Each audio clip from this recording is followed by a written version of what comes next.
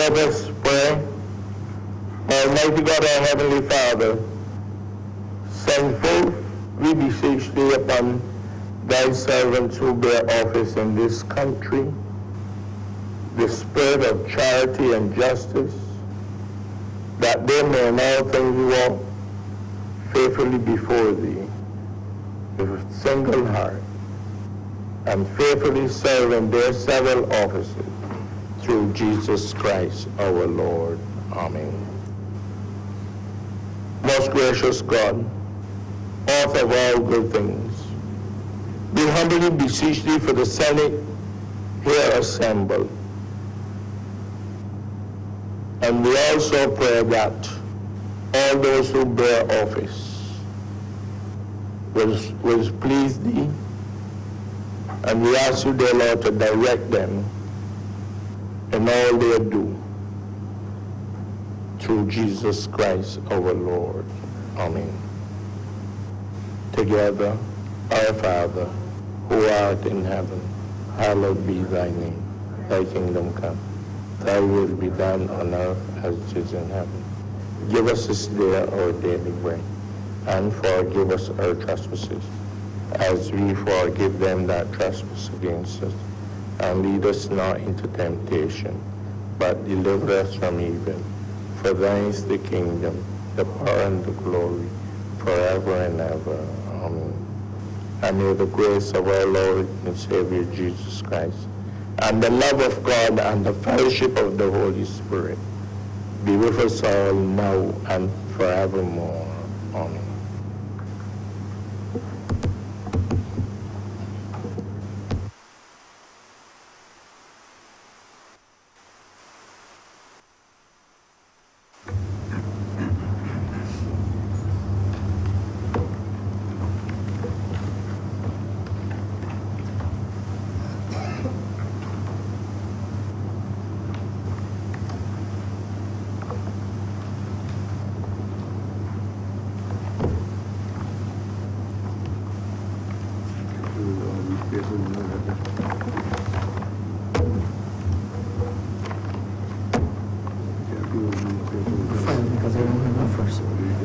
First page. You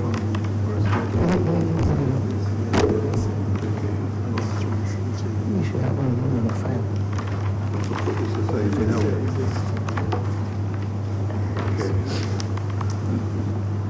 The messages from the Excellency the Governor General. Announcements by Your Honor the President.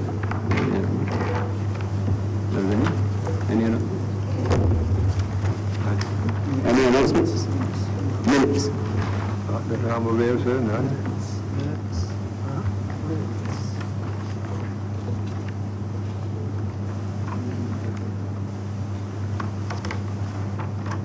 Yes, I am to advise that the minutes of proceedings of the Honourable Senate related to proceedings on the minutes.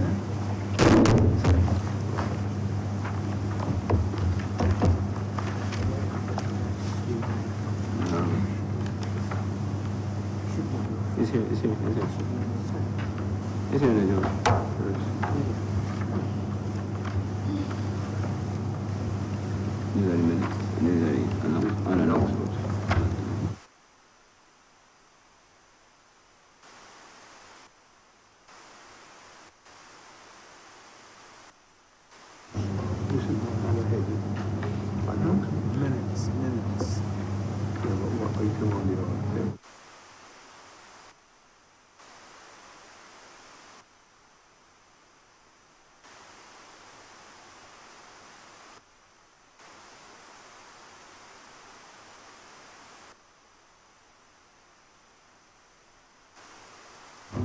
I am revisiting announcements. I have received minutes of the meeting of the Senate held on Monday the 30th of July 2018. I'm further to announce that I have a letter from Senator Tony Moore, General Secretary of the Barbados Workers' Union, dated August the 7th, 2018. And it reads as follows.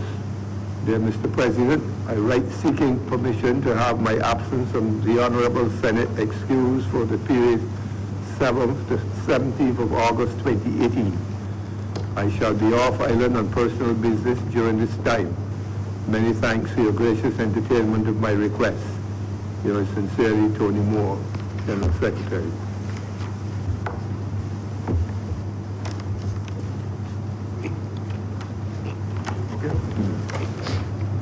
Presentation of petitions, presentation of papers. Mr. President, I'm commanded to lay the following papers. Public Service General Order 2018, Public Service Teachers Order 2018, Public Service Part-Time Officers Order 2018, Senate and House of Assembly Remuneration and Allowances of Members Orders 2018, Parliament Administration Salary Order 2018, Judges Remuneration and Pension Salaries Order 2018, Supreme Court Master of the High Court Salary Order 2018, Ombudsman Salary Order 2018, Financial Services Commission Annual Report 2016 to 2017.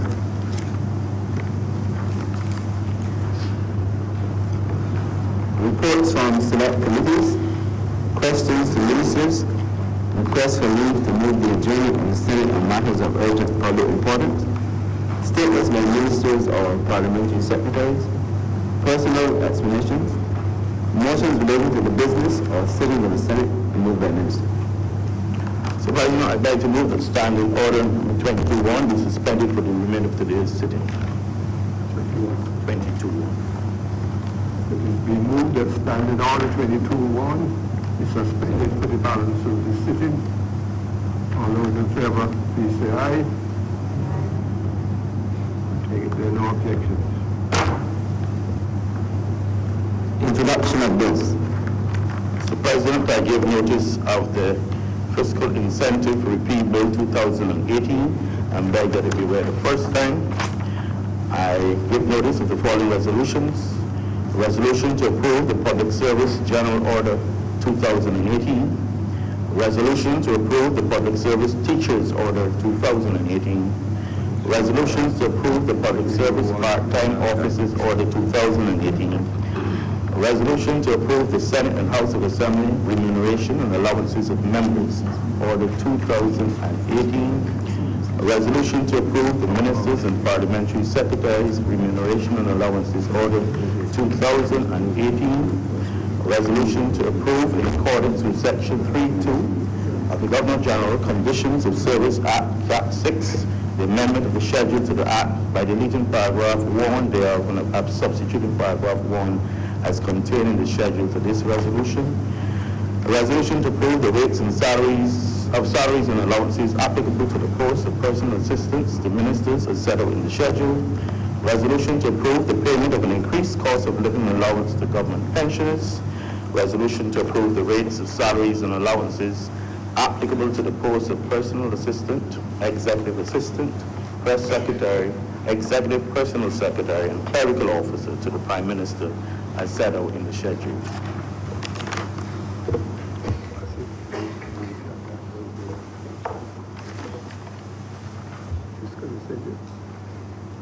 Mr. President, I beg to move that the Fiscal Incentive Repeal Bill 2018 be read the first time. We move that the mentioned bill be read the first time. All those in favor, please say aye. All those against, please say no. I think the ayes have it.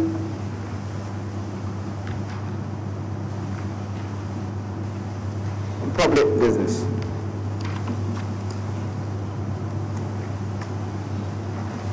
Order number 2, in the name of the Honourable Leader of the Senate, to move the passing of a resolution to approve the Public Service General Order 2018.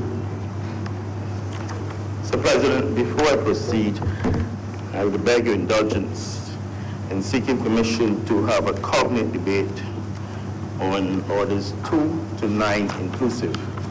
I think all honourable members will recognize that they're all connected and related. And so I'm seeking your permission to have a cognate debate that would cover orders 2 to 9 inclusive.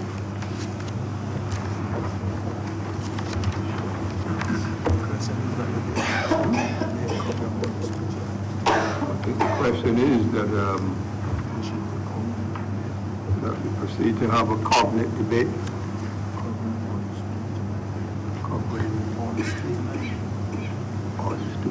Orders 2 to 9. All those in favor, please say aye. Aye. Any dissentient voice, please say no. I think the ayes have it. Please proceed, sir.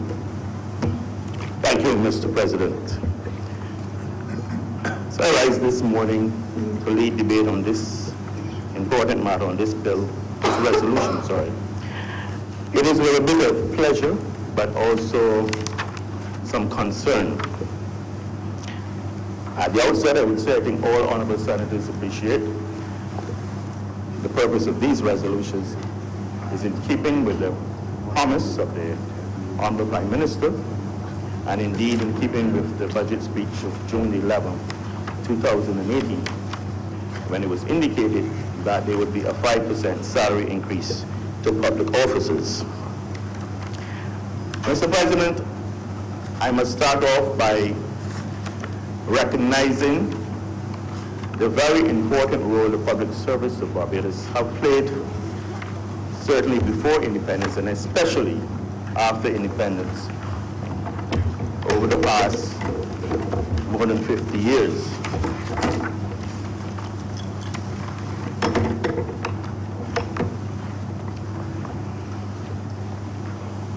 I think it's well recognized by all honorable members in here that the vast majority of the public service have played indeed a pivotal role in the development of Barbados. Historically, if we remember in terms of pre-independence and what we've achieved post-independence, in terms of our development, in terms of our successes, both as a people and as a country, or recognition worldwide in terms of a country, a small developing country that's been able to hold its own at international fora and is respected. And I think the public service of Barbados should be commended for the important role they have played in this regard.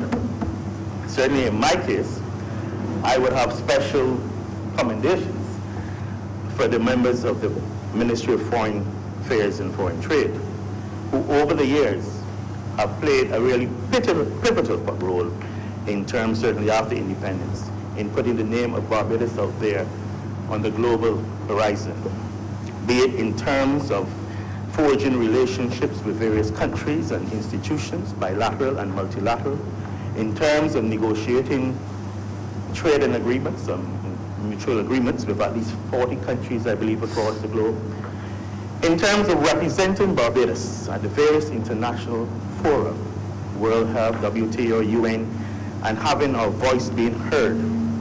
And of course, in the vital, important role they played as it relates to the well-being of Barbadians in the diaspora.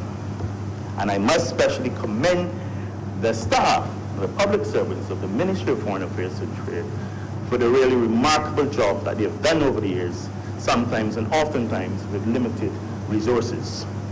And I could go on, it extends across the public service in all the sectors of government. I'm certain that my colleague, Senator Maynard, would agree in terms of the strides we've made in healthcare, and indeed Senator Haynes in Barbados. We have our complaints from time to time, but by and large, we could not have achieved the successes that we have achieved over the years without the hard work and diligence of the public servants of this country. It extends, as I said, to all sectors.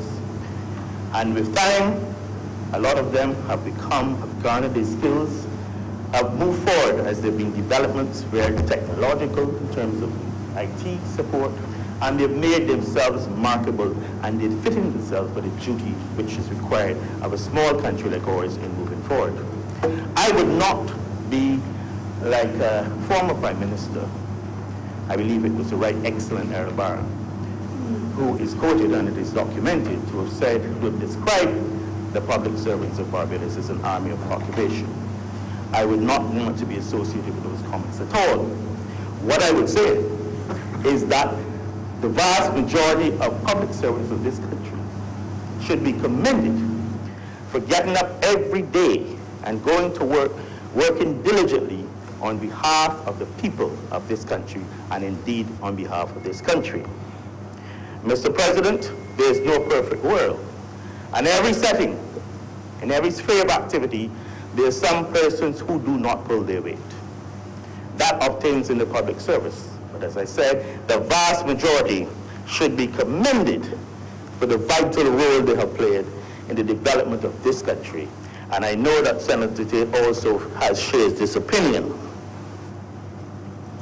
Mr. President, they should also particularly be commended for the role they have played over the last 10 years or so in this country, where the public servants have borne the brunt of the sacrifices in terms of trying to get this country to come to grips with the economic problems facing it.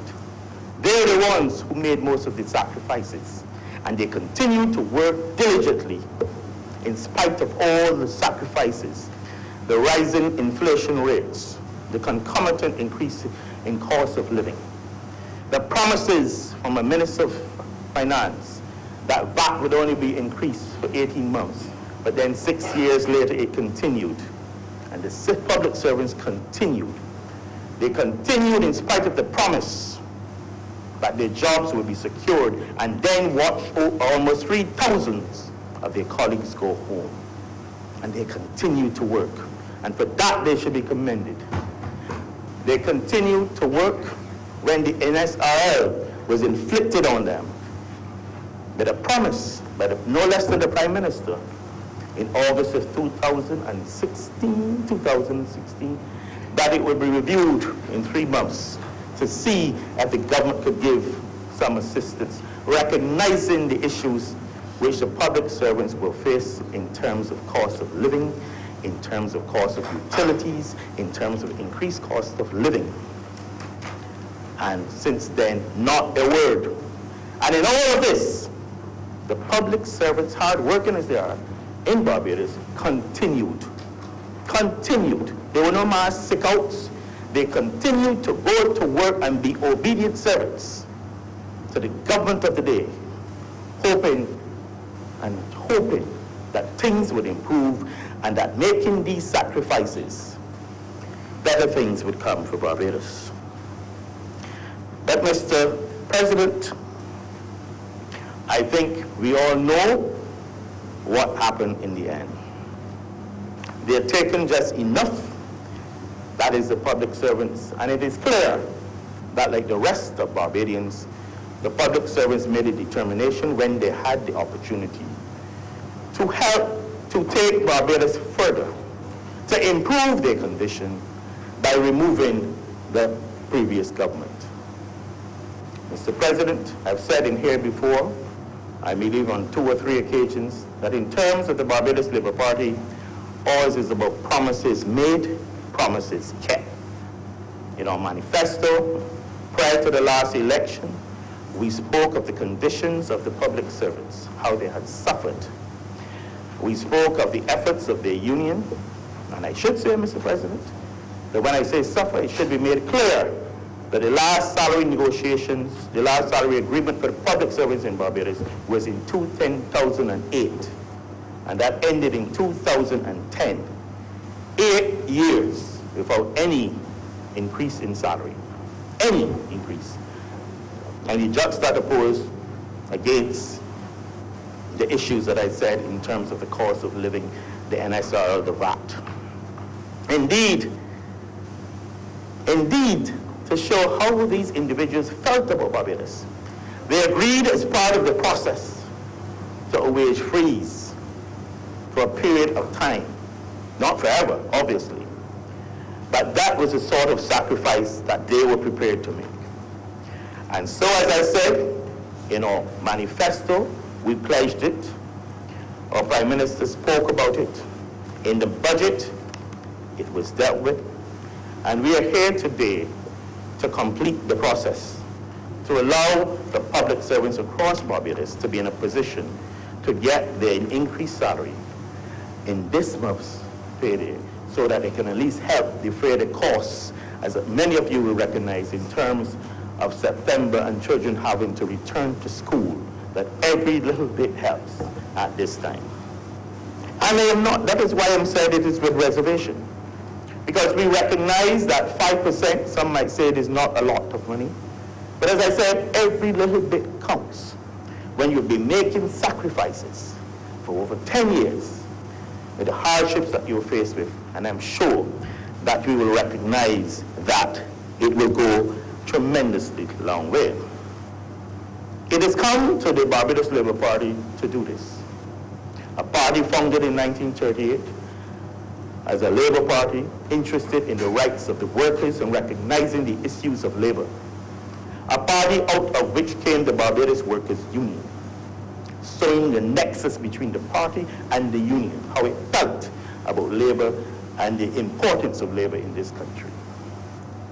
And in our 80th anniversary, again, it has come falling to the BLP to come and to be the voice and the support for the labor class in Barbados. And Mr. President, I believe that is perhaps our fate. You might agree with me. These measures will take effect from April the 1st, 2018. In negotiations with the unions, they have accepted that they would not take back, remember I said that there was a wage freeze up to 2015, that they would start in negotiations at 2018 as opposed to 2016. I know that there might be one or two honourable senators and trade unionists within this honourable chamber who might have an issue with that.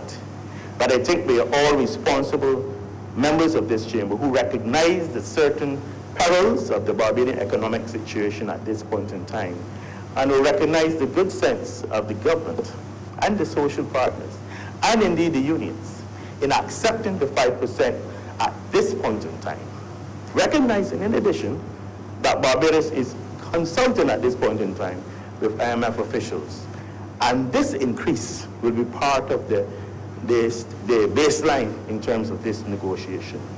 So this is even we are certainly extending our deficit as such, if you want to put it like that, at this point in time, recognizing the importance of giving something to the workers for their hard work and diligence and the support for this country over the past 10 years.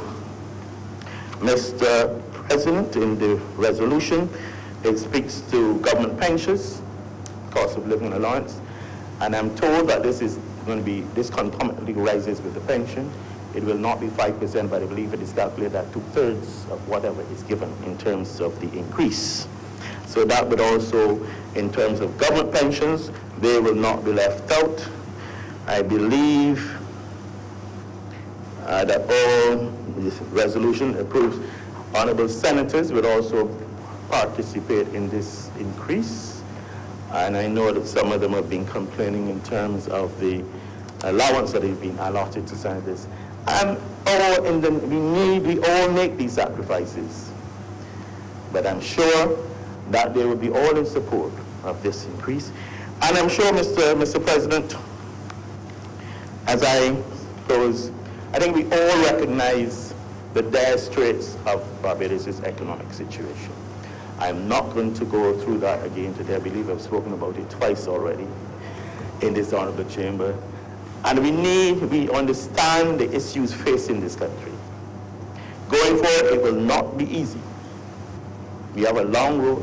We have challenges ahead of us. And it is important that we all are committed to the cause. I've heard Senator Boyce speaking about removing the partisanship from the Senate. And indeed, I support him, especially today, in terms of the need for us to work together as one assembly, one chamber, work assiduously to achieve the goal of a stabilized Barbados, which can then take off and from which all of us would benefit. With these few words, Mr. President, I beg that these resolutions do not pass. The question is, This resolution, sorry. That resolution, this resolution do not pass, sorry. This resolution do not pass. All honourable members in favor? I recognize. Mr. President, thank you for allowing me to speak on this resolution. And you see, it was a bit difficult for me to get up because it was a heavy heart that was weighing me down. You know, first of all, you know, the last time you guys tricked me, you sent the resolutions the Friday evening, and I didn't see them till Sunday night. But I decided, you know, it's me second time, so Friday went looking for them. And when I didn't see them, I checked later, and then they were there later. And I spent a lot of time on these resolutions. Mr. Chairman, as a result, I have some serious difficulties with the resolutions themselves. And over the order itself, let's say the public service order. This, sir, is a cut and paste document that people into public. This is a draft. It is a horrendous draft too. And I don't know if who put this in front of the Prime Minister probably should go home. Honestly, somebody give this to the Prime Minister to sign. Mind you, I don't even see it signed because I don't have a copy of it the Prime Minister signed. Huh? Yeah, as long as I have the clerk's word that it will live, I trust them. So I will, but having signed this, somebody else should roll. And I'm very serious about it because this is the kind of inept work that should not be coming from the public service. Right. So let me point out a couple of situations here for you, sir. On page 4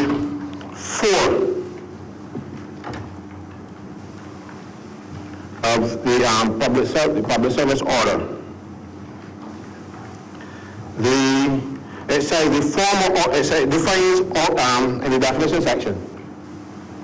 It says the former order means public service general order 2008. Sir, the former order is the 2016 order. The 2008 order, number 113, was revoked by the 2016 order. That is one. I don't know if this is deliberate or somebody trying to trick the Prime Minister or what. I suspect it might be trying to trick the Prime Minister.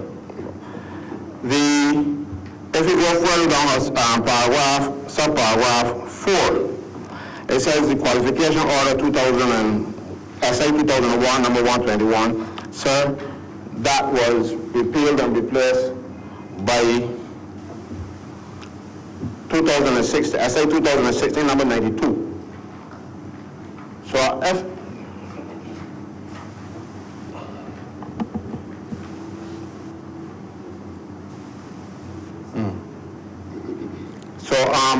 if we pass this order now, in this form, we are going back to the situation that it was prior to 2016. Mind you, I don't mind that, because the 2016 order did some change the qualifications for officers at short notice. Gave people 2 days to get a degree. It was done, you know, one day, on the 26th of December, you were qualified for the job. The following day, you were not. And you had to, in order to get the same job you were doing, people were even acting in the jobs. But then they were required to get a degree by the next day, or they don't qualify for the job. So people who were already waiting for interviews for these jobs, they cannot be interviewed because they didn't get any notice. That was absolutely unfair. It isn't done like that. You give people notice and you say, well, look, anybody come in after a particular date, this order will apply to them. No, they apply the order to people, and mind you, they had people up there who knew that this order was going to come, and then they get the qualifications and sat down and read it. And then when the order came, they said, oh, I got the qualifications, the other people didn't know anything about it. It happened in the public service to the former government. Shame. They did it. And the thing is, it is senior civil servants who misled the then Prime Minister, and I know now the same senior civil servants who was misleading this Prime Minister. So, the next thing that I find horrendous is paragraph 10 of the order. It says, it's heading, officers due to be appointed on the 31st day of December 2007. This order is signed by the Prime Minister. The Prime Minister can't appoint anybody in public service, so she can't deem anybody to be appointed in the public service. I brought this document with me today, sir. It's the case, the Attorney General and others versus Smith, or William Smith, law school case, where in the Old Education Act deemed certain people to be appointed to the public service. Remember the teachers who were working in these older government schools or the secondary schools used to be employed by the governing bodies. And that Education Act abolished the governing bodies and put all those people in public service. Aurelia Smith, principal that used to be headmaster in those days, headmaster at the law school, took the matter to court. And the court held, Parliament has no power to deem persons to have been appointed to the public service because its members were not members of the Public Service Commission, which was charged with advising the Governor General on making appointments to the public service. But if Parliament can deem people to be appointed to the public service, the Prime Minister can't either. The citation is, it is the volume 19, 1984, the Assembly Law Report,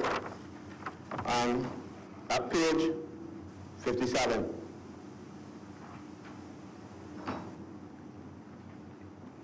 So again, sir, somebody put this in front of the Prime Minister. I don't expect the Prime Minister to go through this thing like I as a trade unionist will go through it. And she signed it. She signed foolishness. Not her fault. You know, I always put lashes on her, but this time I can't because she has been misled into saying this nonsense. She can't deem anybody in public service.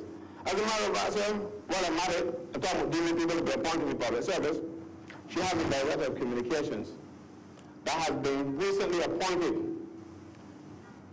That position, sir, is, if you look at this order, under the Prime Minister, the Director of Communications is a public service post. And the only body who can appoint people in public service is the Public Service Commission and the Governor General acting as the Public Service Commission. So we have a person who has been appointed by the Prime Minister as Director of Communications. It is a post at S6 in the salary scale. And let me just find it for you quickly. So members can. And on page 15 of this order that we have before us now, if you come down the order, sorry, on page 14, the order that we've been dealing. If you look at Prime Minister's office, come down to number 6. It is Director of Communications. The Prime Minister can't appoint the Director of Communications in Barbados. She shouldn't even be consulted because she's only consulted on the appointments of Permanent Secretaries, Deputy Permanent Secretaries, Head of the Department, and their deputies. He is close enough to be, and don't tell me that she frees this post and establish another, because if she does that, it is a temporary post that still has to go to the Commission. So if somebody getting paid without lawful authority, somebody made an appointment without such lawful authority as well. Fix it. It looks bad, it is wrong, it is illegal. I was going to do that later, but come in here with this stuff, thing, so excuse me. We can't have the Prime Minister, employing people in the public service who, mind you, and all you know, They was running for Barbados Democratic Party last election. They did a good job. They got rid of all the them that want to get rid of yes. But hate law cannot be a job in the public service. And even if it is a job in public service, there are procedures for that. It has to be advertised in accordance with paragraph 2 of the Recruitment and Employment Code of the public service. And then everybody get a chance to go at it. And the best candidate wins. Mind you, that is not what is happening in Barbados today. These interviews are a way to avoid giving the best candidate the job. The best candidate go in there, all the knowledge, all the qualifications, all that stuff. He go in there and sit down. People ask him a few questions, and they say, oh, you did not do a good interview. And they put some dead, political dead, it happened in the last 10 years, consistently. You have, people working in youth affairs and those ministries. The only body who ever qualified the best happened to come in the minister's constituency, you know. It's just remarkable over the last 10 years. The only time a fellow, the best qualified people came from our constituency. Too much political interference in the public service. And it is not intended to be that way. The civil service is supposed to be insulated from the political directorate. But we have a situation where, and we must blame the Barbados Democratic Party on this, in 2007, they introduced the Public Service Act that got rid of most of the public service regulations, 1978 regulations, that dealt with them. That document, the 1978 document, was a far better document and far better procedures than the one that we have adopted. Because if you had to get rid of a fellow, there was a procedure. If you want to employ a fellow, there was also another procedure. And if you were going to supersede someone, you had to show cause. You just didn't supersede a fellow, but no, you supersede the way you did, you live in the review. You bring your friend, and even if that friend is not qualified, under the same Public Service Act, Section 13, the minister can change the qualifications. And in the last administration, they did that on a number of occasions. One I'll tell you about. The post of Chief Marshal was vacant. And one of the people running for that post did not have the qualifications. You have to have management and the paralegal certificate. The person who eventually got the job did not have management, had only the paralegal certificate. So the minister went and changed it to management or the paralegal certificate. So, you know, just a technical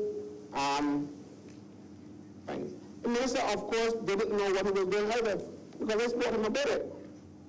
And he said, they just told him that it was a technical adjustment, and he signed it.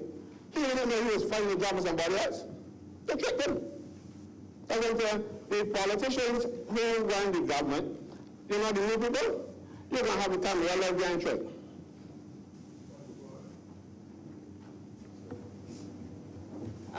Mr. President, sorry, on a point of order, Mr. Charlie Jones is not a government post. He is a consultant in a consultant post in the Prime Minister's office. His title is Director of Communication and Social Media, but it's not a appointed post in government. It is as a consultant.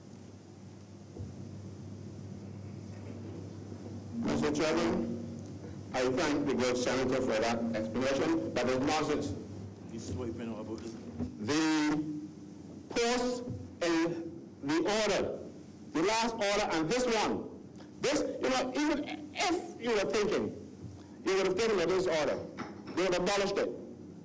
You know, you did it. So then we passed this order today. We are still going to have a post called Director of Communications, and you have, what we call consultant, because you're missing, you remember Honourable. who was the government forensic pathologist, he was a consultant all the years he was here. He was a consultant. But he was a consultant in an established post in public service because you can appoint people permanently, or you can appoint them as consultants in the post and give them a contract. So he is in a public service post, he is in an established post, and I don't care what you call it, somebody misled you into believing that's what you can do. You can't do it that way. You know? He should be paid by the Barbados Labour Party, not by the government of Barbados. It's not a public. If you want to do that kind of stuff, come on, pay the money. If they pay the 20 million, you know, you're going to put a contribution in, that's a thing. You shouldn't be paying for the consolidated fund. But sir, I will be distracted. I made my point, and it stands. Right? I'm sure that this order, Mr. President, needs checking to make sure that it says what was intended. Because, as I said earlier, we have the 2001 qualification order and the 2016 order, which is the one that we're going to be using. We are going back to the old qualifications, or are we using the qualifications that are here? Right? So we need to fix that before we pass this. Because the public service, I know the public service well. And somebody will tell you, oh, the order said the 2001 order, so we will be, I want to know that was what government intends to do. Or it was what somebody wanted the government to do, but then tell them. Because you know you got all the orders you're saying, and you're supposed to trust these people. But it's an offense to mislead the minister, you know. It's a serious offense, you can be dismissed for it. Lying to a minister, lying to a permanent secretary, under paragraph 5 of the Code of Conduct, you can be dismissed, 5C. A lot of people don't know that, so a lot of people tell the minister bare lies. And then the minister repeat the lies. And then they'll continue repeating because they know better to get rid of people who do it. It happens too often. I sat down one day in a meeting, and I hear people telling the former Prime Minister, the one just gone, I tell him that, you people try to get rid of you. What are you telling me ain't true? I said, Art Casper, don't Art Casper me. They're lying to you. Look. But of course, no, he was a bit embarrassed, you know, that he's saying things that you shouldn't have sang either. It happens, the civil service will trick you. Trust me. New government, new administrations are like Play-Doh. You know, the civil servants mold you into what they want. And the molding process has started. And they are misleading you here and now. Fix this before we pass it. Make sure we have the correct things before it is passed. All right? Okay, sir. Salary increases. As I said, I couldn't get it because it was a heavy heart that was weighing me down. I can understand the government didn't have any money and they wanted to give the civil service a little something after 10 years, you know, because the last time civil servants saw an increase in their salary was 2009, except for those people who received increments, because the order was for a 2-year period. You get the, you get a portion in the first year, which was 2008, and then you get another portion in 2009. And thereafter, the civil servants didn't see another thing. Mind you, they were promised the world, but they didn't get it. Civil servants got promised duty-free cars and all kind of fancy things. The only boy get duty-free cars the people that cost you less, and the other people here that you haven't been ordered yet. You know, I'm asking you to bring the order because the Senate or the House can annul those orders. The ones that was done just when the Parliament was not in session the last time. I need them to come here so that we can deal with them as well. you know, but the civil servants didn't get any of these fancy things that they were being promised. Sir, I understand. I understand, and I'm not, so I don't want to, I don't even know if the government could pay 5% or 6% or 10%. I don't have the figures. They don't include me because I will oppose. So they get together with the union that their figure will best suit them. So the NUPW and the government slithered, I can't call it slither, but that is the best word I can find. NUPW slithered into bed with the then opposition to bring down the government, the last government. They wanted coming down, yes. I have no difficulty with them wanting them going too. But it was not the role of the union. They started with 23%. You know nobody getting about a 23% increase in salary at the time when the country was being downgraded by everybody who could downgrade you. It was not possible. But they stuck out for 23%. They wanted and they fought. Even the government offered something, you know, that was even reasonable, they refused it because they didn't want a settlement. They wanted him gone. When the civil servants want you gone, you're gone here. Trust me. And that's what happened. The union, and not union, NUPW. NUPW got into bed with the opposition and to bring down the last government. They didn't have to because that government was coming down anyhow. But they want to make sure that they got them gone. So they got, and asking for 23%, and not 23%. And then within 10 minutes of the negotiations starting, they moved from 23 to 4.5%. And I said 4.5, you know. And the government could have said, let me get them 5. That's what happened. Never happened before. Within 10, 15 minutes, negotiations are over, you move from 23% to 4.5%. They didn't put up a fight. They didn't even ask for other little things that you will get that are not, that wouldn't cost anything, you know? That is to their eternal shame. I don't know if in the end you would get 5% or what, but they rushed and they did it. And every civil servant in Barbados, every public servant in Barbados knows that they were sold out. Even the civil servants who support the Barbados Labour Party believes that they were sold out. But they're saying nothing because my party ain't now. Okay? But over the years, sir, we've had situations where salaries increases, you would get a larger increase at the bottom and a smaller one at the top. You have this salary revision here now. I understand it will cost the government $60 million. There was no harm in juggling those figures so that the people at the bottom, Z38 in the public service scale, the giant workers, the mayors, the messengers, those people could get a little bit more, and the people at the top could get a little bit less. Because, sir, at Z38, which is the bottom of the salary scale, the public servants, the people at the bottom, they will get $96.84, a princely sum of $96.84. Mind you, they will lose $45 of it if they got a pipe. And you know everybody got a pipe these days, unless you got to start buying water again to keep that thing. So as a result, this, when you talk about $45, you have to buy 2 chickens.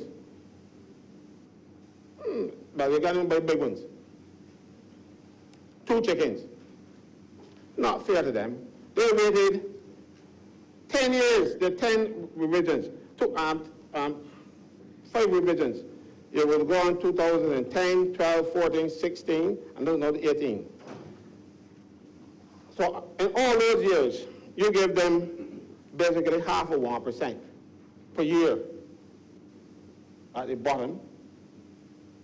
Half of 1%, but right through. Sir, it would have been better, as I said, to give, and I don't know, I can't work out, you think I don't have all the numbers. I can't tell you whether it should be 10% or 12% because I don't know how many people are in each category. That information is readily available at the Ministry of Civil Service. They're not going to give me. But in this salary revision, people who need the money least of all, getting a whopping sum. But in terms of this increase, call it whopping. The permanent secretary, the permanent secretary, he's going to get $616.36, and the Prime Minister is going to get $846.56. They don't need it. The people at the bottom who really need the money, the fellow that getting $96, who have children to send to school, who got a mortgage to pay, who, in some instances, get in trouble for not coming to work, not because you don't want to work, because you got in the bus fare, and you don't want to beg nobody because you begged last month. This is reality, you know. Things tough. Taxes were piled on for the last 10 years. When they tell you that, the more we keep them, some more. And no increases in salary, just increases in taxes. Well, you came and took off on the taxes, but then you put down just as much or more. So these people are not in any better position. So when you say bear with us, and things, these people have got nothing to bear with. These people at the bottom need more. Look, in 1978, you had 20% at the bottom and 10% at the top. I'm not looking at these the figures, you know, the 10%, the 20%, because the salary was much smaller then, so there's no thing. But you had, so this is not novel, this is not something that Caswell Franklin is making up. This is what has been happening in the public service for years. It is par for the course. 78, in 80, you had 38% at the bottom and 22 at the top. Then in 84, you get 15 across the board. And at 86, you got 9 at the bottom and 1.4 at the top. You see, it is not unusual for this to happen. But mind you, the new people around the place mislead the politicians so badly. There's no politician of it, and it's up when the civil servants finish with them. Those senior civil servants, you got to keep expand them. But you got to blame those people because the Barrow administration in 1974 amended the Constitution to give the Prime Minister the right to be consulted on appointments at that level. Mind you, that has been misinterpreted to mean that the Prime Minister makes the recommendation, you know. So who the Prime Minister recommends gets the job. And in most cases, he recommends their friends.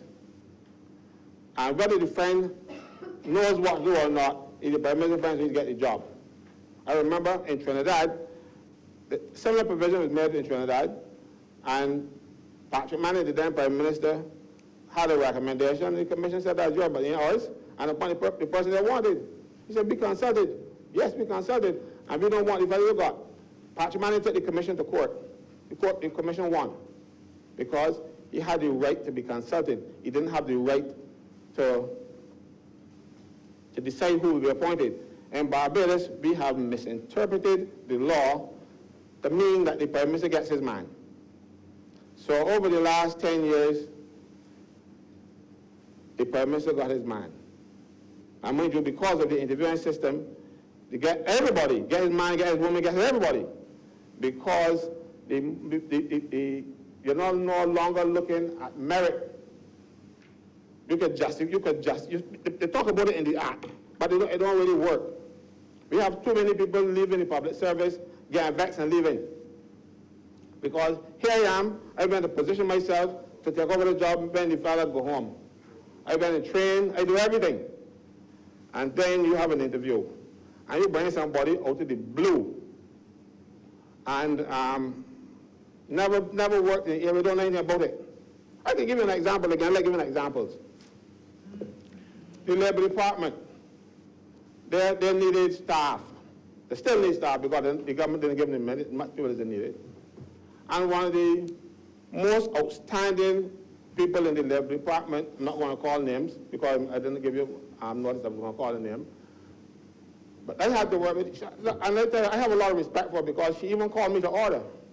You know, and that don't happen too often. But I'm at a meeting, she was wrong though, you know, technically, you know, but She called me to order. When she thought that I was doing something wrong, you know, she ain't holding the favors to anybody. She doing her job to the best of her ability. She's one of the best that got there. I mean, you want to know why so they had interviews. And even though she's one of the best, she didn't get the job. They brought people from outside and gave them the job. Lady came in from outside, and when she got the job, she said, yeah, when all this work, I want this job. So she had an interview with them, and for a job that she didn't have a clue what the job entailed. And the panel interviewed her, and they realized that she didn't know what the job was all about. She got the job. The job, now it is vacant now because the person who got the job, I said, but I know it's all this work. She gone.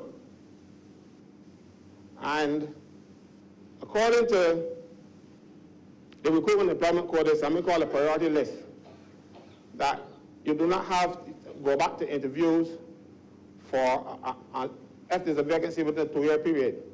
This young lady I'm talking about is at the top of the priority list. But the appointment is automatic. You want to know what she's doing appointed her? She has a brother that sits over there.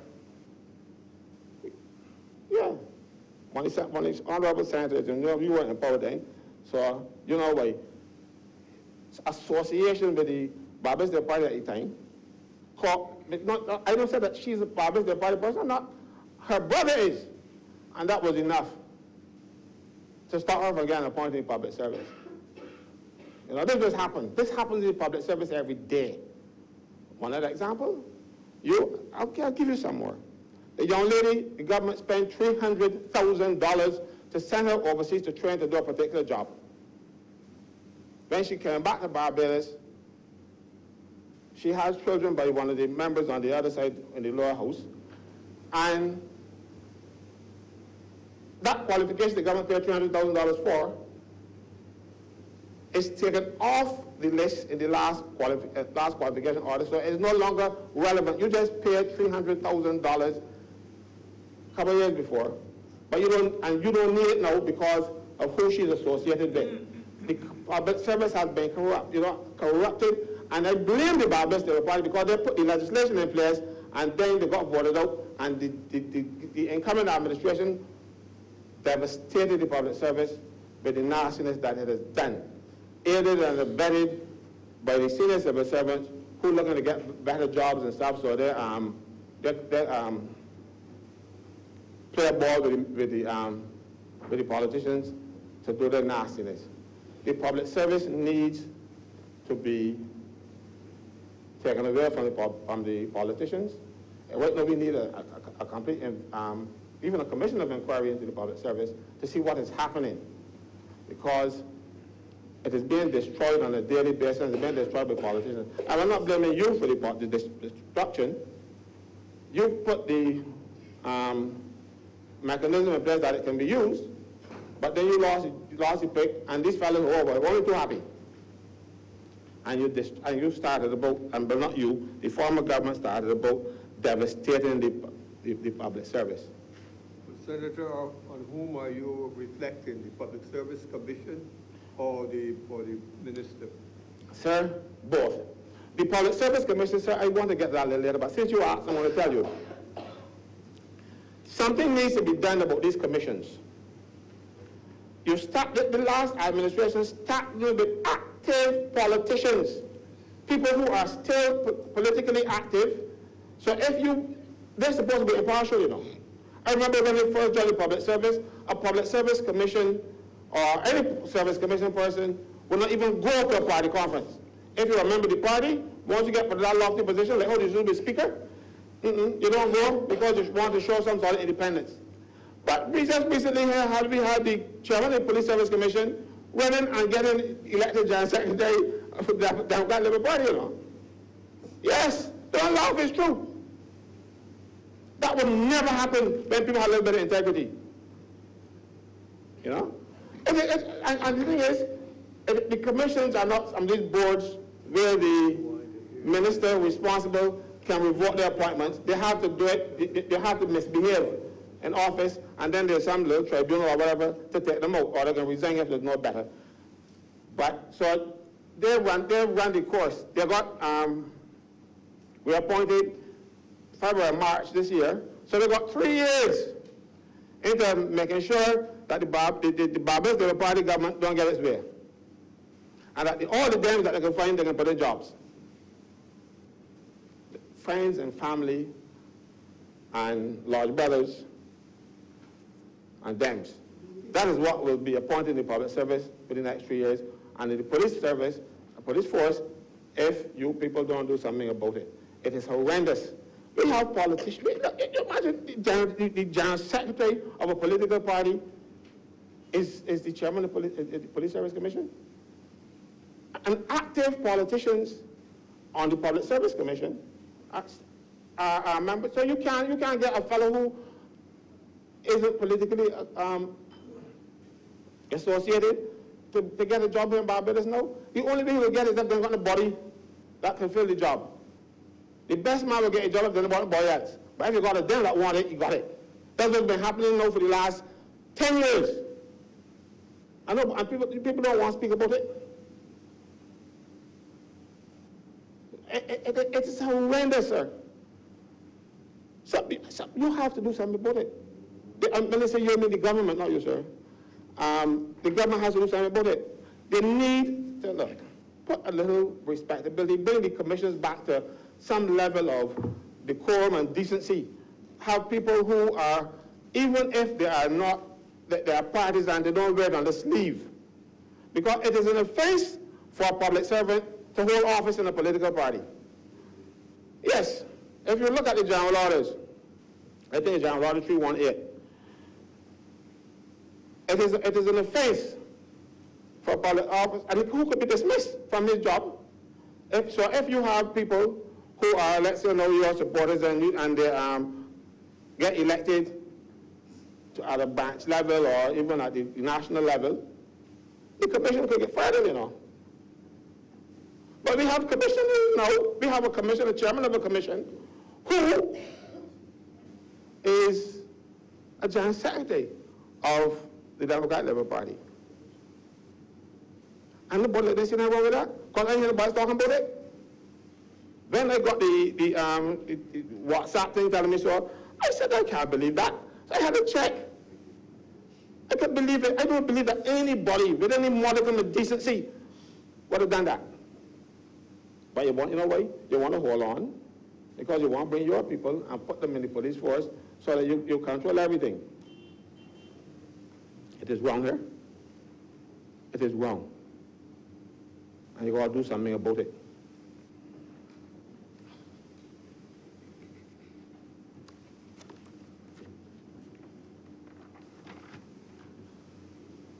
Also, sir, I want to deal now with, I talk about we distributing the 60 million so that the people like bottom can get more than the pittance. I also want to deal with, there are other things that can cost you a little bit of money too, like traveling. Public servants haven't had an increase in their traveling allowance. And I'm talking about not the fellows who get traveling as a perk. I'm talking about the people who actually travel in the performance of their duty. Right now, public servants are traveling and subsidizing the government because the cost of the gasoline and, of course, the potholes that might by bottom arms and all kind of stuff. I don't know much about these things, but I know that buying up bottom down already, know that. You know? Me too. The maintenance of that car far outweighs the amount of money you give me for traveling. So they must fix the traveling rates. It is unfortunate, you know, that you look at all these things, but forgetting the people who actually perform the work, people like the court marshals, who have to travel to, because you can't serve a summons by calling a felon today. You got summons for you, cut past my office and come and get it. He got to go and look for the felon. Right?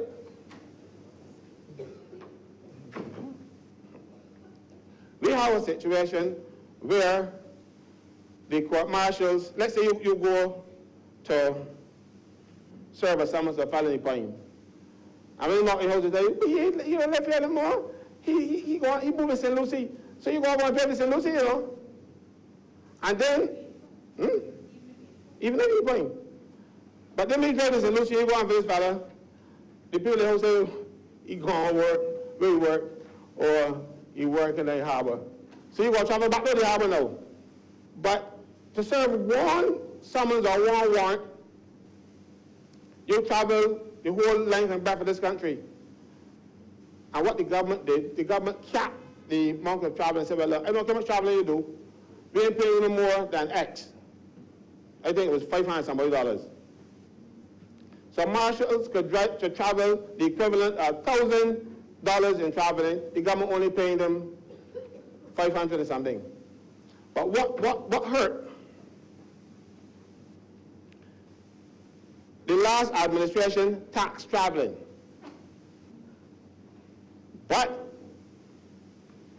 And the tax fixed traveling. That traveling was only fixed because they wanted to limit the amount of money that the people were getting in traveling. Not that that was not a perk. They were supposed to be taxing perks. But no, they tax the perks, and then they tax the travel. So marshals now travel for the government, and then pay taxes on the amount of traveling, and you reimburse them for the work that they did. You tax them again. I've drawn that to the attention of the administration and the courts for years. And nobody doing anything about it, nobody care. You know, I drew it to the attention of the Postmaster General because the postmen were required to pay taxes on their traveling too. But when the Postmaster General saw, oh, there's a mistake, he stopped deducting taxes from those people traveling because it was not, you cannot ask the postman to deliver letters unless he travels. So he's been reimbursed for the work that done. So he paid taxes on money already, and he's taxing again. Postmaster General stop it, the people in the courts refuse. So marshals are now still paying, from 2011 I think it was, they're still paying taxes that should be refunded to them because it was taken away unfairly and contrary to the law. But I don't know if the government will listen to me and fix the problems that the last administration, because the has brought a lot of problems, you know.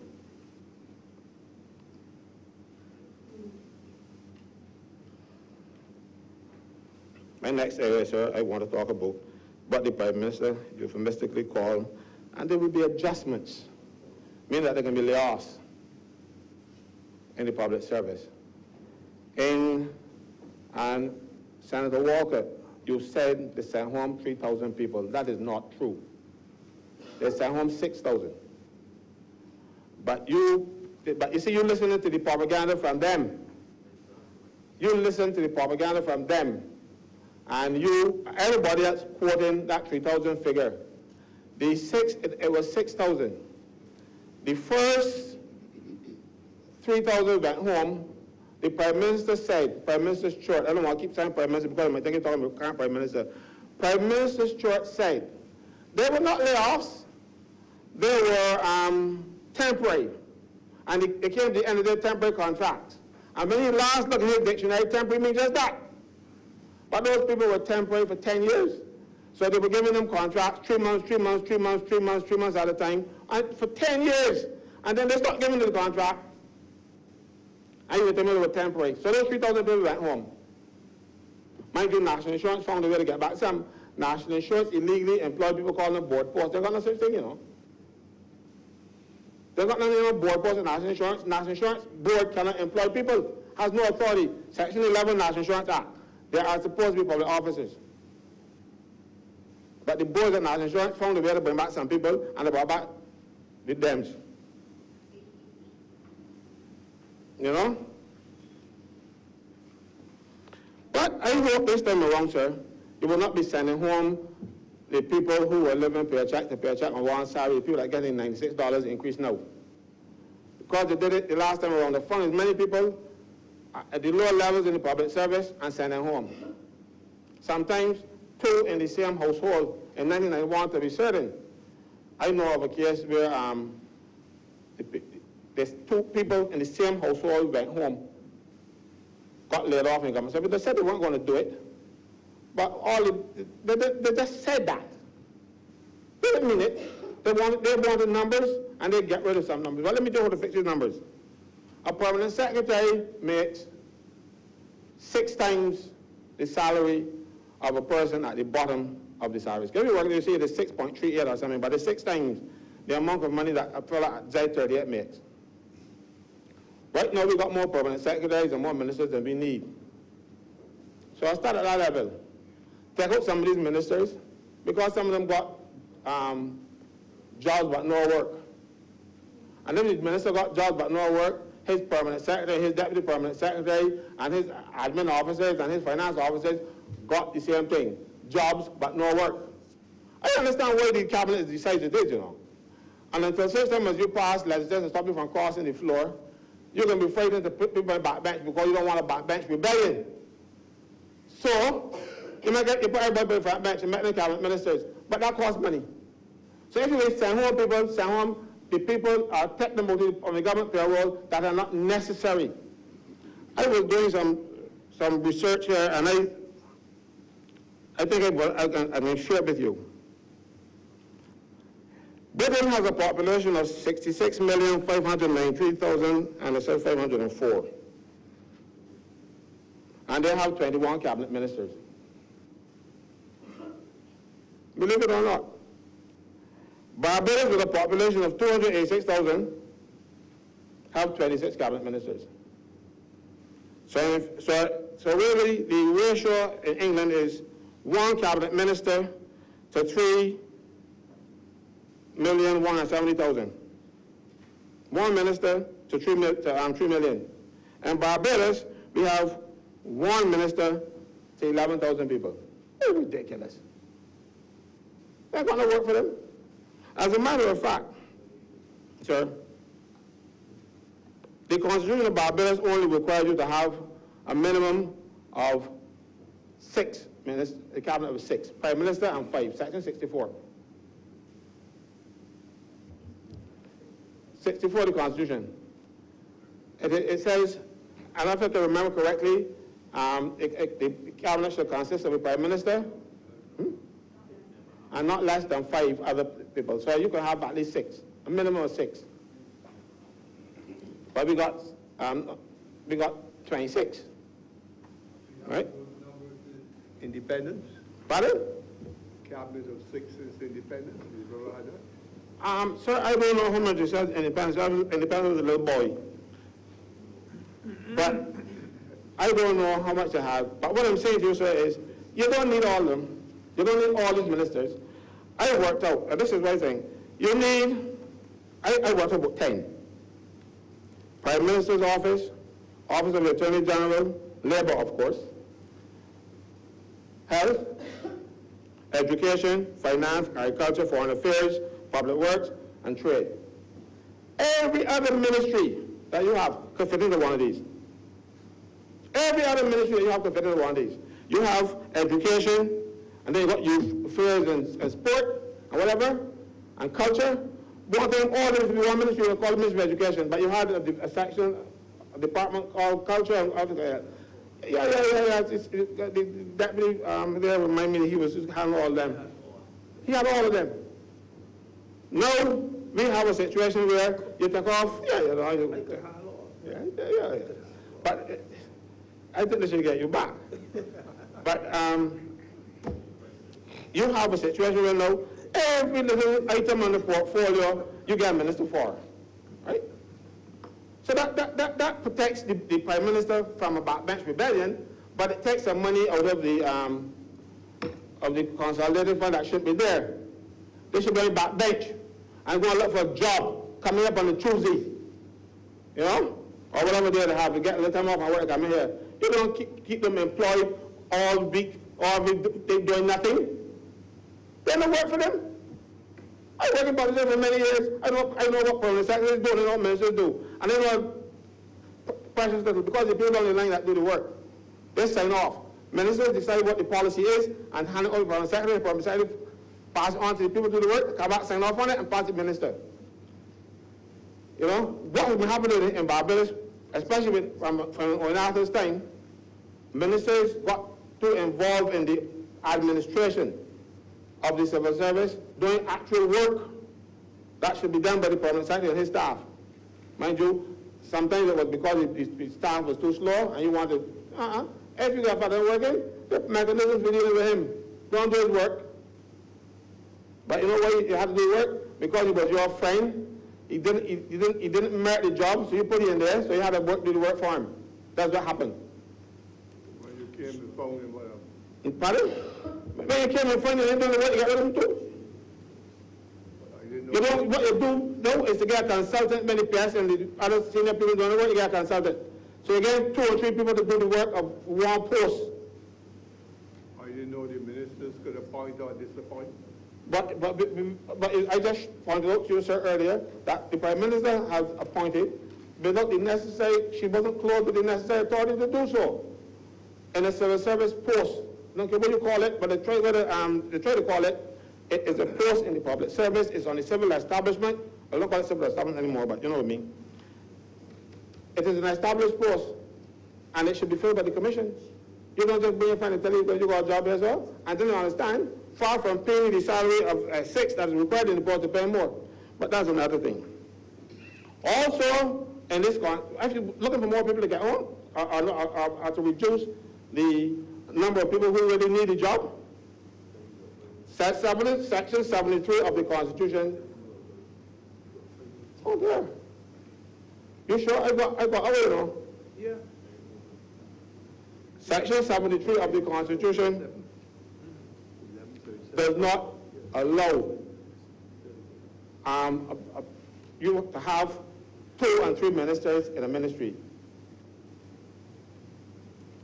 But we have, the Section 73 says you need, if a minister needs help, you get a parliamentary secretary. No, you have, Prime Minister got 2 other ministers and said there should be 2 parliamentary secretaries, not ministers.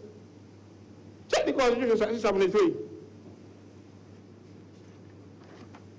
73 deals with minimum or maximum? No. It says the parliamentary secretary, the Prime Minister can appoint parliamentary secretaries to assist a minister. You don't appoint a minister to assist a minister because both of them, there's no junior minister in Barbados, you know. Senior and junior depends on salary. You are senior to me, then you get more money than me. All ministers get the same amount of money. So they're not junior ministers, senior ministers. So you got 2 senior ministers and work in the ministry and 1 working junior the next. That's a job. Parliamentary secretary, and he gets the thing. Mr. Chairman, sir, I'm going to beg you for a little bit more time because I've got a lot to talk about, and I wanted to talk about the hiring practices in the public service. I touched on it briefly, but we have a situation here, and I'm going to skip some of my notes because I can't get to all of them. The corrupt practices in the hiring the public service. The customs, for example. You have a situation where customs officers qualify for the jobs that they were aspiring to. And then they change the qualifications on them. You want to know where they change the qualifications? People work in customs for 30 years, they're still clerical officers. Because you have clerical officers, customs officer 3, customs officer 2, customs officer 1, assistant controllers. So what they did is to change the qualifications. People went through a customs training course, had all the, even to learn how to fight and stuff. And then you change, after they finish the course, you change the requirements for the post. They did that to them here recently. And then you put people in place. Mind you, one of the most horrendous things I saw, we had a temporary clerical officer who got appointed, and she went from temporary clerical officer, not to 3, clerical officer 3 or 2, I went to clerical officer 2. But you know, the child's father, the grandfather rather, is the chairman of the Public Service Commission. So she could bypass everybody. You know? This is nonsense. They're taking care of themselves, taking care of their friends, taking care of their family. And you have customs officers working 30 years as a clerical officer. So even though you might work in customs for a long time, and you might work in areas where you can get overtime and some little perks for working and shit, right? Your salary is still going to be based on, your pension is still going to be based on the clerical officer salary when you get down there. So after 30 years, you have, you do anything to the customs officers. It's horrendous. You know? Sir, I spoke earlier about the, I won't rush fast, no, because I only got 3 more minutes. You may come to about 5. Thank you, sir. The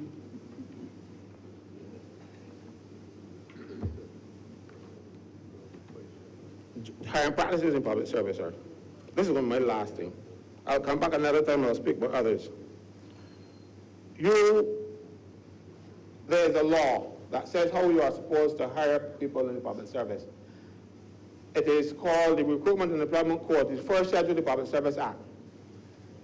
And they rigidly require interviews for posts when they won't bypass you. Just recently, they appointed 200 prison officers without one fellow being interviewed. People who are acting in those senior posts were reverted, and you put people to act. You then take people who were not acting, who are not even qualified, because they do not have the necessary basic qualifications for the post. But you didn't interview them, and you appointed them to the post that they are not qualified for. And the people who were acting in them and qualified had to revert. That prison is the most outstanding one, because there were 200 of them. But it happens throughout the service all about. So you have situations where you have to have large connections. I don't mean your large, sir. Familial connections, if you've got family there. And you have connections of the colonial kind that has disrupted the public service, because people get their little friends inside there and promote them to the service. And I can say that because we have one where a political person dying inside the public service, it ended up with accidentally produced a child, apparently. So I know it's the fact. And this person got the job because of the political connections. And those real connections, because if it produces a child, you've got to know what happened with those connections. And that person is wreaking havoc in the public sector because they got promoted real high, But when you can do that, mind you, the wife don't know about the child, and I'm not going to tell her. But that's what I'm saying to you, sir.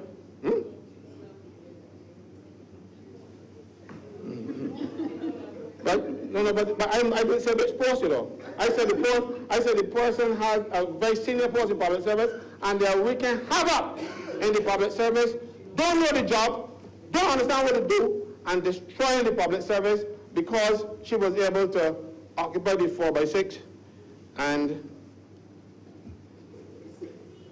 get a job. Mr. Chairman, I thank you for allowing me this time. I wanted to speak on other things, but I realized that my time has run out, and I don't want to be greedy. But I want... This point is running out, not quite run out yet. Yes. But I just want to remind you, sir, by how I started, that the order needs to be fixed before it is passed, because there are things that are wrong with it. And I suspect it was done so deliberately to fool the Prime Minister. Mind you, I ain't got no beef for the Prime Minister. Everybody knows that. But fair is fair. So deal with this order.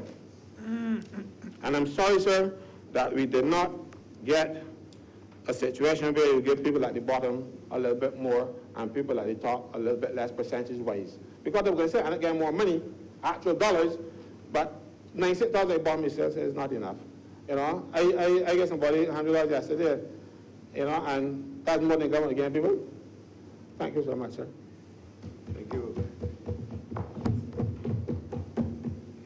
Okay, next, recognize Senator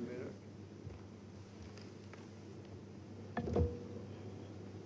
Mr. President, I rise to speak briefly. Senator Walcott spoke extensively about why our deserving public servants should have a 5% increase. And there was a time in my life when I greeted increases with only pleasure. That has changed somewhat. This 5%, I think, might bring some pain. And I say that when I think about what what has been happening in our major healthcare institution. Mr. President, over the last several years, our major healthcare institution, the QEH, has had a deficit in terms of what its subvention has been and what has been requested and what's gotten. There's only been 1 year, I think, in the last 5 years when the QEH received a little bit more than requested. So it's run a deficit of millions of dollars every year. Now, we had the repeal of the NSRL, which thankfully reduced the QH's expenses by just over $1 million. The 5% salary upgrade will cost the QEH some money, probably close to $5 million. $5 million from a budget that is already strained and short. There is within the budgetary proposal coming sometime soon a health levy. And it is proposed that this health levy will raise $45 million in a financial year. But 1.5% will come from the employer. And in the QEH, that will also come with the budget, which will add another $1.3 million on to the strain that it already has. So one would expect at the end of the financial, the whole 12 months, the QEH will pay out an additional $5.6 million from a short budget. And it will cause pain. It will mean that these suppliers who are already stressed because they're not being paid will have further problems. There is the notion that the $45 million that will be raised is additional monies. And I took the opportunity to look at the budgetary proposals, and nowhere in that budgetary proposal did it say additional. I therefore suspect that this is a source of guaranteed income for the QEH, but not additional funding. It worries me, sir, because if we have a healthcare system and an acute care hospital that is already cash-strapped and its creditors are crying out, maybe extract another $5.6 million from its budget, it will add to the difficulties for the people who come to the institution to receive care.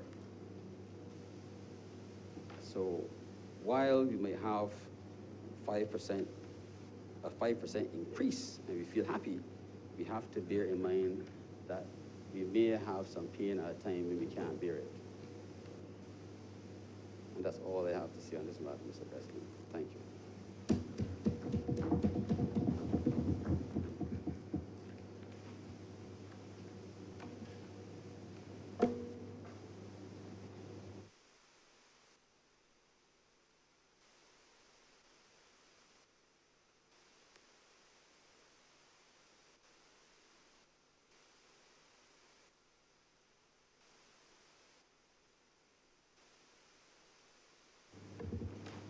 Thank you, Mr. President, for the opportunity to lend my voice to this wage resolution. I'll start by saying that the evolution that we've seen in the Barbados economy between 50 years ago and today largely occurred because we were able to adjust and transform from being an agricultural-based economy to becoming a modern, service-oriented economy. An island with under 300,000 people in population and limited richness in the way of natural resources has been able to punch above its weight economically outstripping the performances of larger neighbors who are blessed with oil and bauxite. This was a marvel for the international community in the 1980s. The Barbados model was touted as one that should be emulated by other developing countries. By the late 1990s, Barbados had the demographic profile of a developed country. And this didn't happen by chance. It happened because of strategies and policies laid out by successive governments with the understanding that people lay at the bedrock of a service economy. So we saw successive governments invest in education, invest in healthcare, because there was an understanding you want a healthy, motivated, skilled workforce that wouldn't be laid up in hospital and would actually show up to work. The public service, though, is not the main driver of economic growth, or shouldn't be. The private sector is.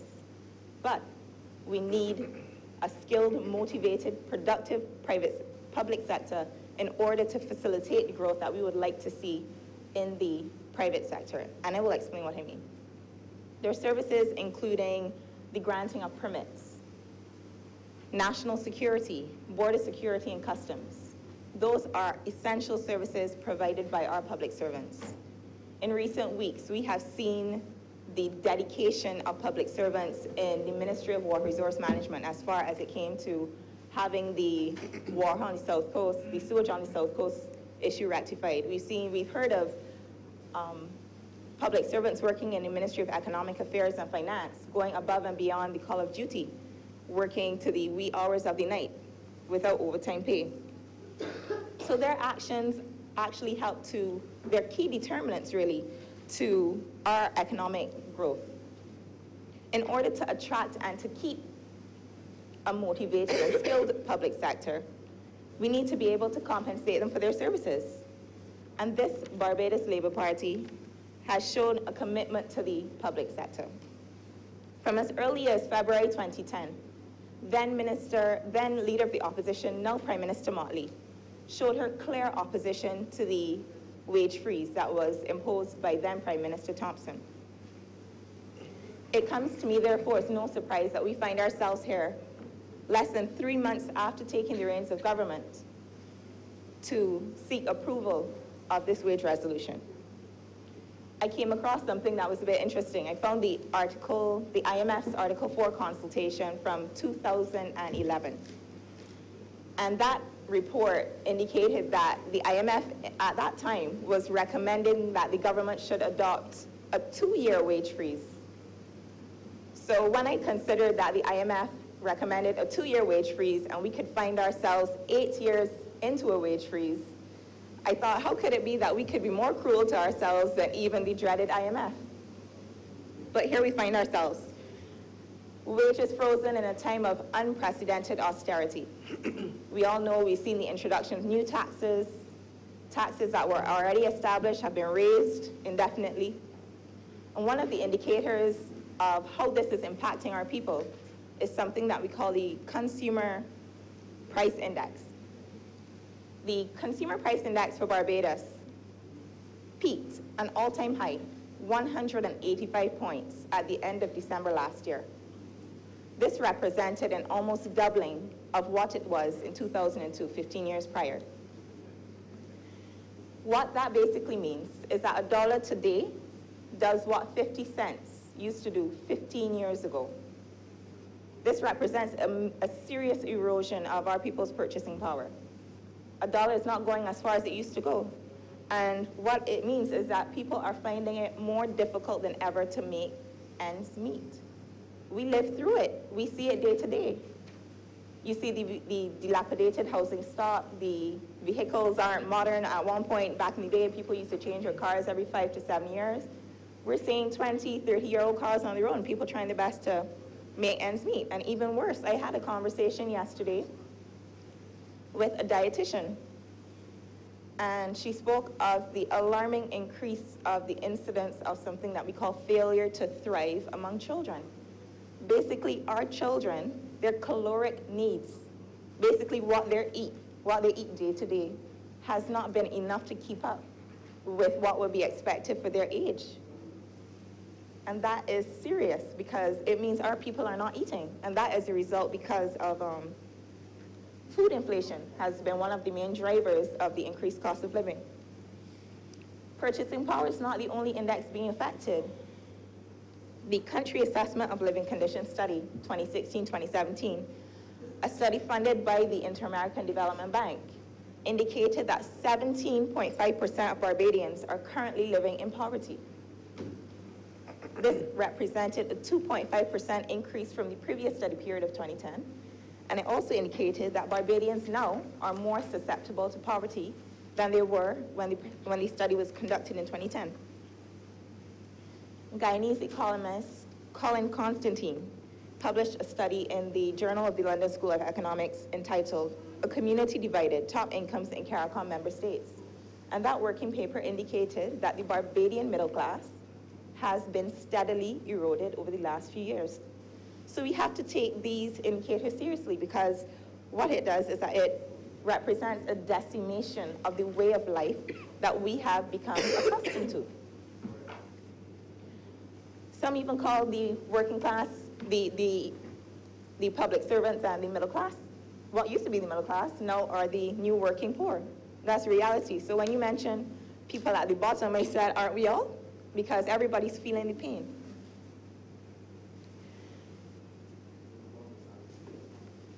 I understand. So the reality is that public sector wages have failed to keep pace with an ever-increasing cost of living. And this has real implications for our social development and for our economic development. In terms of the economy, people don't have as much in their pockets, so household consumption declines. And as in our context, we have seen that wage stagnation has been part and parcel with economic stagnation.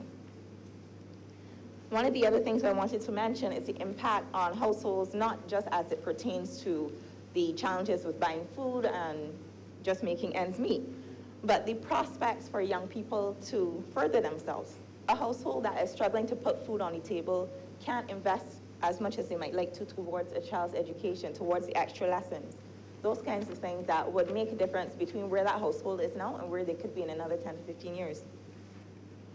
So the consensus between the Ministry of the Civil Service and the labor unions has committed the government to a 5% wage increase across the board, retroactive to April of this year. As the Honourable Prime Minister indicated, this can in no way compensate for the previous 8 years of wage stagnation. By my estimation, the 5% is meant to offset the current rate of inflation, which based on the most recently available central bank report stands at 4.9%. I'm also pleased to see a healthy relationship develop between the social partners, that is government, the labor unions, and the private sector. There's been a lot of talk about the speed with which the decision was made. We would remember the climate before seemed a bit volatile, a bit toxic, and to see people come together, collaborate, communicate, I think it bodes well for the future of the social partnership and for the country. Some people also criticize the fact that the salary increase is 5%. So as I heard already explained, I think it's a commensurate increase to match the current rate of inflation of 4.9. But what we also have to keep in mind is that this is not an easy task for the government. This 5% represents $60 million. It is the most costly expenditure measure outlined in the recently laid budget. So I think that it is a demonstration of the government's commitment to labor. And we can't treat $60 million like chump change. 5% in this context, in these times, is actually a major sacrifice for the government. And I hope that what it will translate to is that the public service will understand their value and their importance. And I hope that it would go along with an increased level of productivity, motivation. People will show up early, leave a little later, and go above and beyond the call. Barbados is not alone in this position. In my research, I found that Antigua, at the beginning of this year, Prime Minister Brown, he announced a 5% wage increase. And Jamaica as well announced a 16% wage increase for public servants, which is to be spread between 2017 and 2021. So I will end by saying this. Traditionally, Barbadians have been good at making a little go a long way. And my hope is that this 5%, this what is being called a little by some, will go a long way towards reinvigorating the public sector and instilling confidence, revitalizing the economy, giving people a little extra to spend, and hopefully getting the wheels of the economy turning again. And as I had opened by saying, in a service-based economy, our people are our most valuable asset, and an investment made in our people is always a well-made investment. I close with those words. I'm obliged.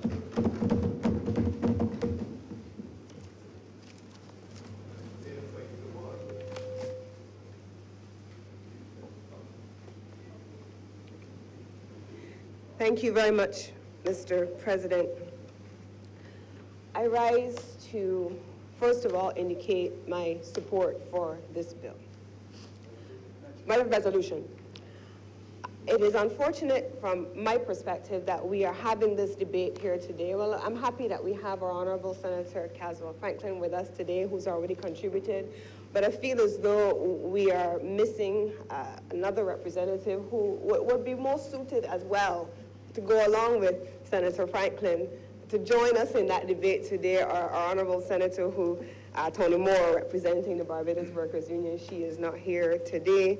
And of course, I know that there are those who represent the public workers on the outside who are watching via live stream. And so we're happy to have that debate as a nation today with them.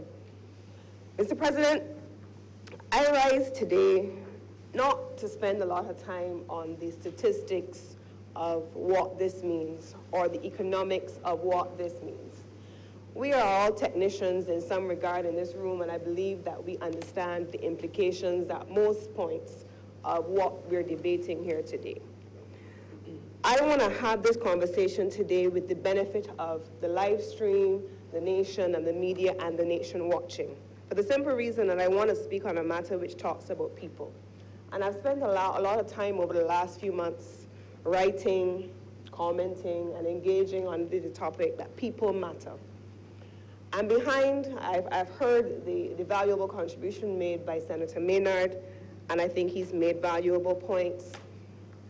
Behind the statistics on every institution in this country, whether it is the Queen Elizabeth Hospital, the Sanitation Service Authority, all of our line ministries, and the statutory corporations, are regular people. Regular Barbadians whose dreams and aspirations are no different than mine or yours, and who have been impacted by the policies of the last administration in a way that is not differentiated by party. It is not differentiated by what color you are aligned by. In many instances, the cuts of the last 10 years affected people in their pockets in the same way, even if emotionally they did not necessarily want to believe that that was so, and they tried all kinds of reasons to justify why that was not the reality. But the fact is, when they went into the supermarket, just like me and you, they faced the same challenges. But I want to talk today about our perceptions of the public service and why this resolution is important. This resolution is important because a lot of times we go into our front-facing government offices, we interact with public servants, and at times our interactions are not positive. We go in, we complain about the expressions on their faces, they don't seem to be interested in being there, the offices are not well functioning, they're not efficient, they're slow, it takes a long time to turn everything around. But Mr. President, in all things, there's a danger of the single perspective.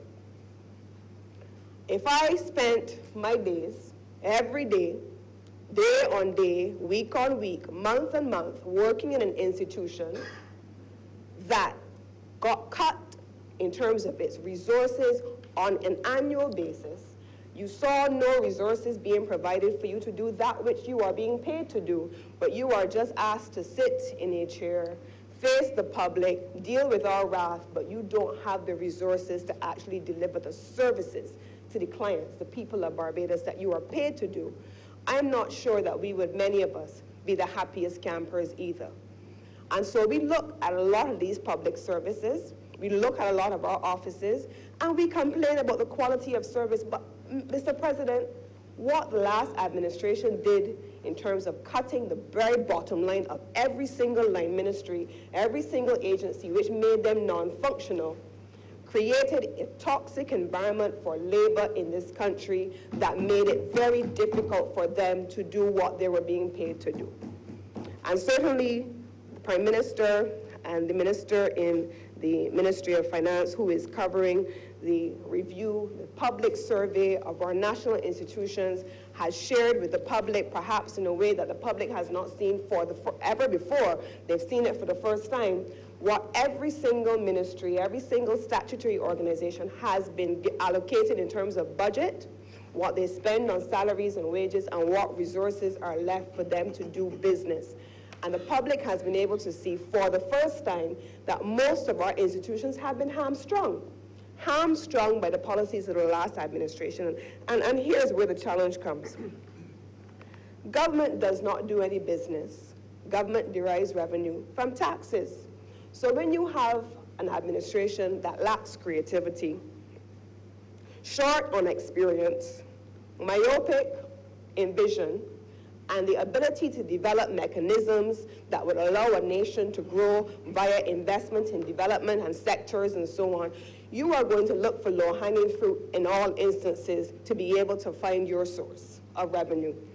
And the people in labor, the labor community in Barbados, public servants, people of Barbados generally, face the brunt of that lack of creativity. You didn't have the capacity to look at what was happening in new industries, nascent sectors. You weren't developing capacity or skills or anything, and all we could have done in the last 10 years was to look to increase taxes or to ask labor to bear the brunt. And our Prime Minister in this administration has made an unequivocal statement to the nation that people matter. Labor matters. Our public servants matter.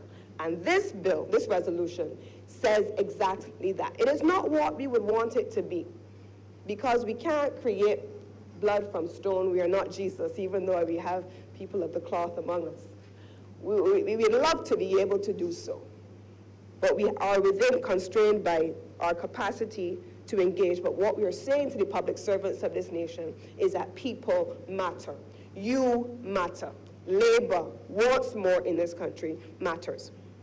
We're not an administration that comes and wants to engage with labor through insults or derogatory comments. We're not grandstanding. We are engaging with labor in a respectful, constructive way, and we're saying to labor, with their agreement, let's talk about this, and labor has agreed, and we're very appreciative of that. I want to talk, excuse me, about the people that have faced challenges as a result of issues being faced with wages and salaries over the last 10 years. I met a mother, single mother. Her salary did not decrease, it didn't increase, it stayed constant, but with the increasing taxes and inflation that Dr. Haynes just spoke about, she found herself taking home a couple $100 less every month and having that less to spend.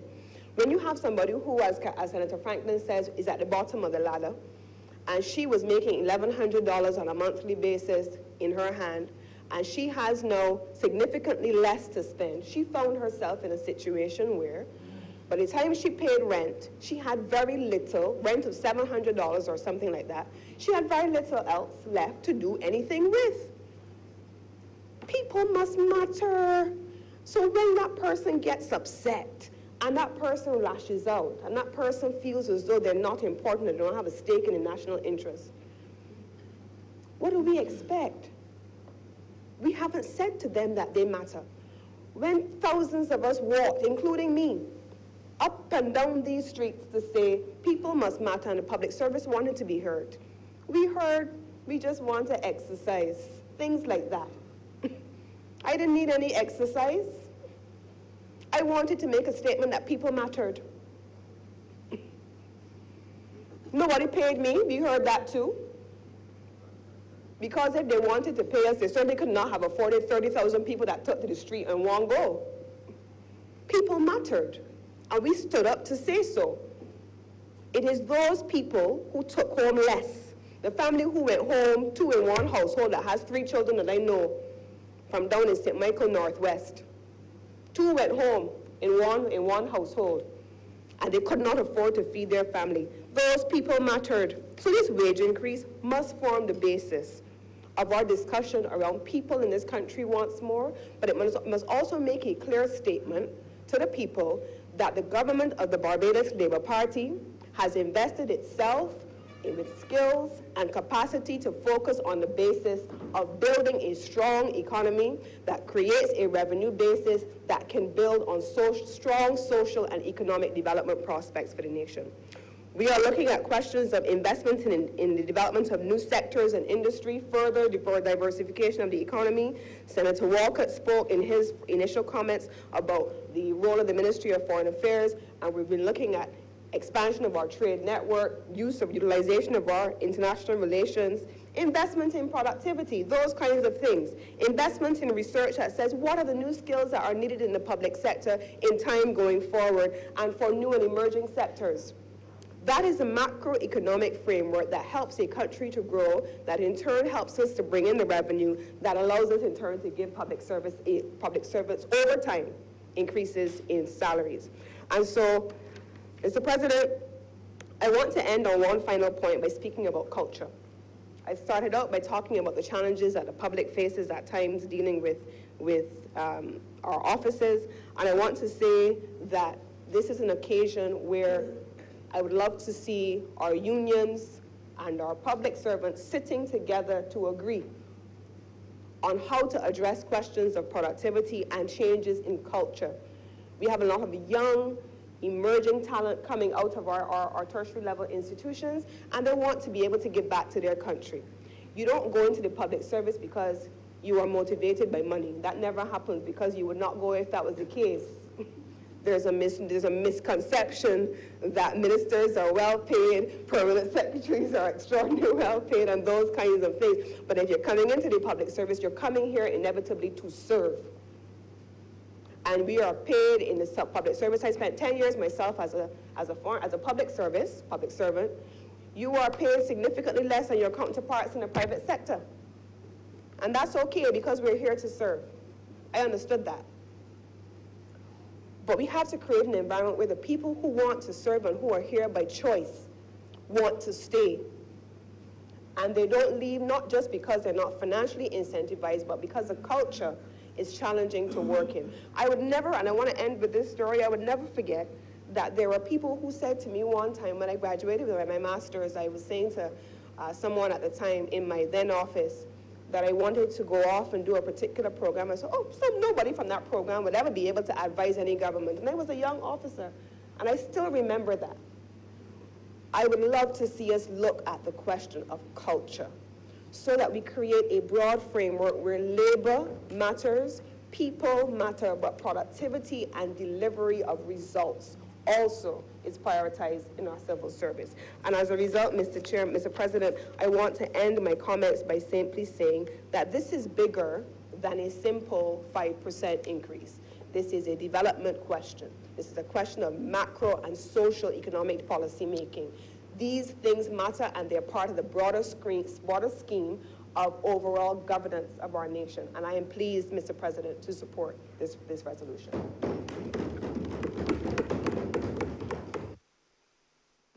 Mr. President, I beg to move that this sitting be now suspended until 2:15 for lunch. Move that